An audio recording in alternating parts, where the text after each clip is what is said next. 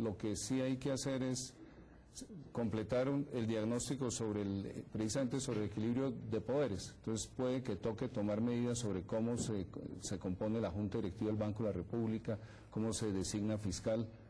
Entonces, si se hace una reforma constitucional para mejorar la justicia, probablemente se deban hacer algunos ajustes para reequilibrar los poderes.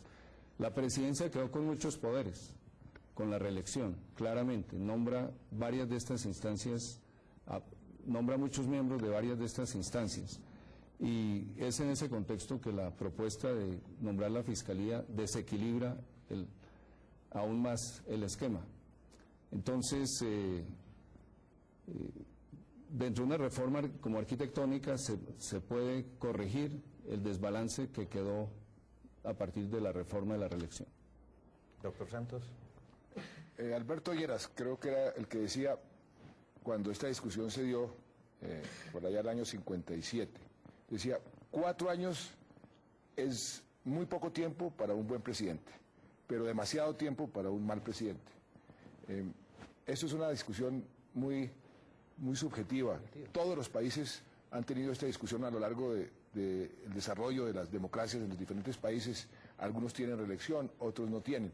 Creo que la reforma que se hizo puede funcionar bien, y a los 4 años el pueblo decidirá si el presidente quiere reelegirse, y el pueblo dice ha sido un buen presidente, pues tiene la oportunidad de tener 4 años más. Yo, por ejemplo, creo que si se hizo con la presidencia debe hacerse también con los alcaldes y gobernadores. Debe de medirse o tratarse con la misma vara a nivel nacional que a nivel territorial. Pero no es una prioridad para mí, no sería en este momento un tema de discusión que yo pondría ante el Congreso de la República. Bueno, con la condena al general Plazas Vega por unos hechos ocurridos hace 25 años, se ha traído a hoy la discusión que no termina sobre la ampliación del fuero militar. Y se mezcla, digamos, al ejército de hoy con el ejército de hace 25 años, y creo que de alguna manera hasta en medio de toda esta campaña se puede haber utilizado políticamente. ¿Cuál es la posición de ustedes como futuros presidentes y ya cuál sería como presidente frente a ese tema? ¿Ampliación de fuero militar, incluyendo crímenes de lesa humanidad o extraservicio? A ver, doctor Santos, le corresponde. Los crímenes de lesa humanidad no pueden, digamos, excluirse de la justicia ordinaria porque eso es una norma internacional. Pero sí estoy de acuerdo en que tenemos que darle a los militares una justicia que ellos consideren justa. ¿Y qué quiere decir eso? ¿Cuál es? Ahí aparentemente hay una redundancia, pero ¿qué quiere decir? ¿Cuál es el reclamo de los militares? Y es válido.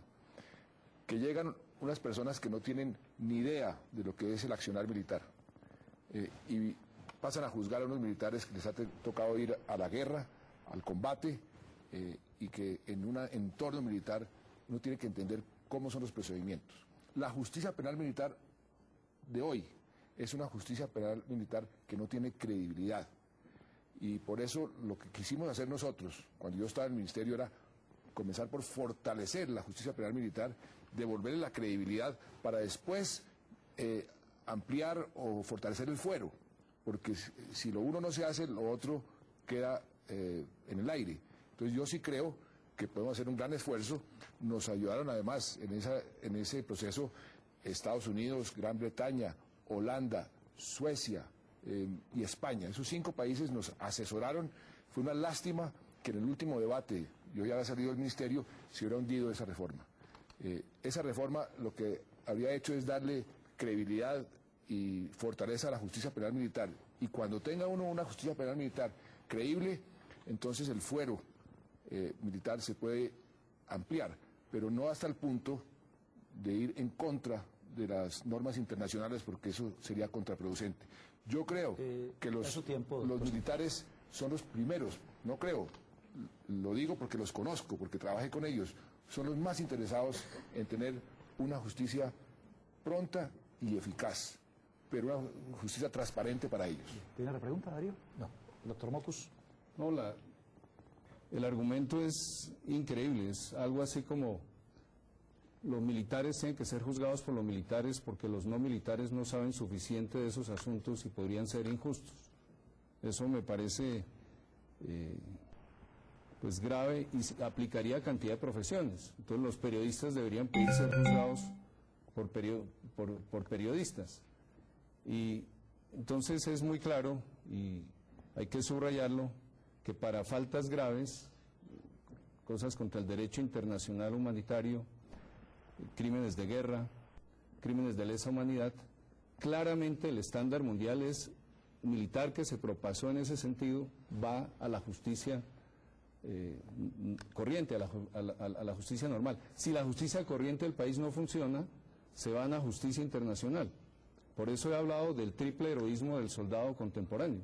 El soldado contemporáneo le toca estar en la batalla, pero le toca actuar de una manera fuertemente estipulada por la Constitución, las leyes, los reglamentos. Y tiene que actuar, digámoslo así, con las manos parcialmente amarradas. Y tiene que vencer ahí. Y no importa si fracasa o si vence, de cualquier modo lo pueden llamar a cuentas jueces no militares por lo que hizo y cómo lo hizo. Y si la justicia del país no es suficientemente creíble, puede ser llamado a ser juzgado en un tercer nivel, 3 veces héroe. Lo que digo es que esa es la configuración contemporánea y fue muy fuerte la reacción internacional ante las declaraciones de hace 4 días del señor presidente. Precisamente, doctor Mocus, y voy a intentar la pregunta que intentó ahora Darío con el doctor Santos.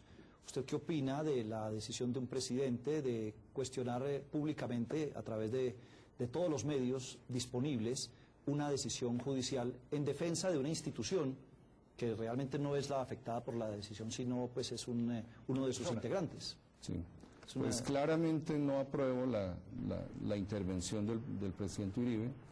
La reacción internacional claramente muestra que, juzgado desde una perspectiva internacional, el presidente se está metiendo con un poder. Es el capítulo que estamos hablando de la institucionalidad democrática, la coherencia y el equilibrio entre los poderes, el respeto a la decisión del otro poder.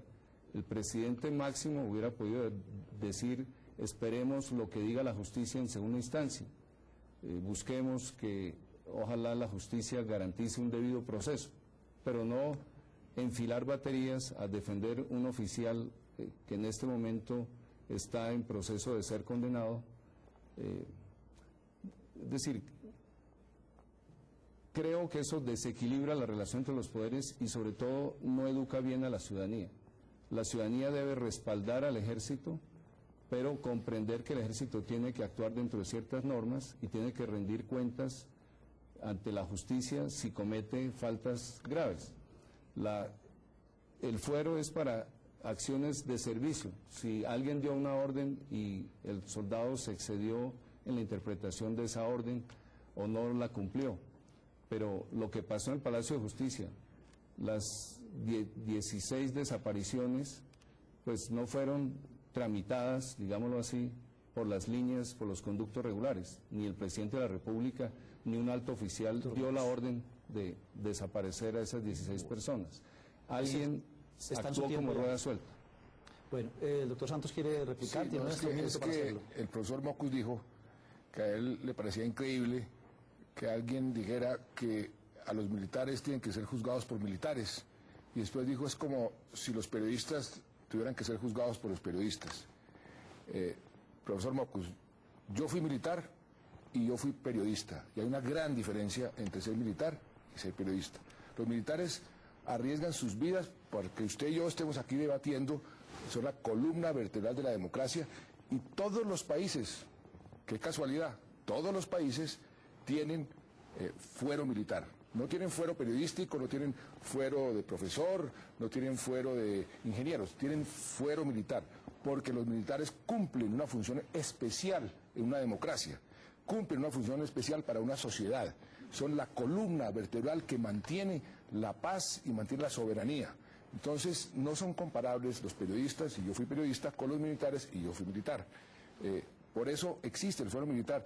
Existe aquí desde que se creó nuestra república y existe en todos los países del mundo, en mayor o menor medida, pero existe, porque pero son aquí especiales. aplica. O sea, la cuestión clave es qué tipo de faltas investiga.